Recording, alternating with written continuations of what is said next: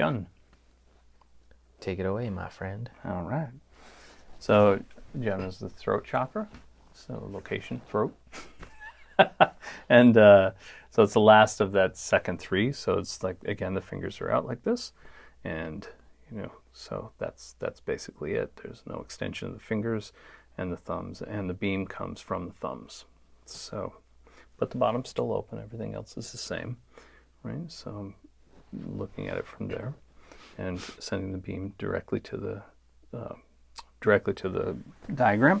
This is the diagram again, and like Shah, we're going to put it like right in the center here. Okay, so right in the center of the diagram. That's it, and nice and simple. So obviously controls speech and hearing. So these two areas, and the way we think about it again, it's one of those first places where it's the first area of manifestation, right? So my thoughts come in first, and the very first thing I do is usually I speak them, right, to try to get other people included, or to express to them my ideas or whatever it is. So articulation is seen as high order, right? And so that's that first manifestation where I'm separating that just from my head, right?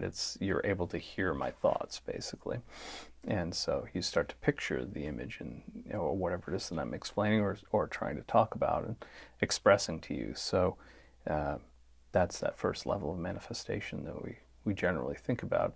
And so again, in some ways, we take this chakra for granted. It doesn't always get a lot of the play, like the heart chakra or the third eye or root chakra. All of these things, they seem to have a little bit more. People are a little bit more interested in them. But this throat chakra, in my opinion, is the key to manifestation. It's there are a lot of things that are overlooked about this area, and but it has a great ability to, again, because it's first, it has that ability to project into the world, a physical manifestation of what it is that you're trying to achieve by speaking the words and having them independently be heard by some other person at distance. That's our voices do a lot with control, right? So we can hear beautiful music, people singing, great speeches, right? Great orators, and it's something that most of us try to achieve in our lifetimes, is to be articulate, and to be, good speakers, and so it's important. Right, and it has all those applications with seeing with the wind breathing and all that, and then also with the lucid dreaming or astral projection as well. When we Absolutely. get into that, not to mention intoning, right? Right. Extoning, intoning. That all gets generated from here and then spreads through the body and through the other territories, the other chakras. So it really is it's a one that's underestimated and not fully appreciated until you really start to utilize it.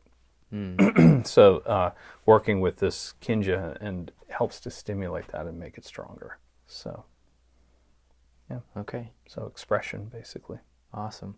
Yeah, I think there's not a whole lot to cover with the throat chakra because again, we touched on it so much in the other courses. So it's like, and we break it down in detail in other things that we do as well. We keep coming back to it, and it's sort of, I think it's one of those things of why it's so important, because it's so overlooked all the time. A lot of times that's the case, right? Something isn't always overlooked because it's not important. Sometimes it's overlooked intentionally because it is important, and it becomes a key to opening other things. So, it's sort of like the primer that we would use to unlock the secrets of other chakras and other types of energy work. So, yeah, that's the way I usually keep it in my mind, like that. Yeah. Cool. And by doing the exercises with that ability is exactly what we're stimulating. Yeah, absolutely. Bringing online. Absolutely. So, and we know that especially in the East, I mean, they have a long history of chanting and, vocalizing. So it's important. It's definitely a way. It's not just devotional practice, right? It's literally a way to stimulate the energy body and get it coordinated and tone it and balance it, harmonize it, all of those things, overtone chanting, all of those, really obscure things that are difficult to do, but it takes a long time to kind of get there. But, all the harmonics that are above that, that's just, it's fascinating, all of the things that come from this, even though we sort of take it for granted because most of us do it on a regular basis.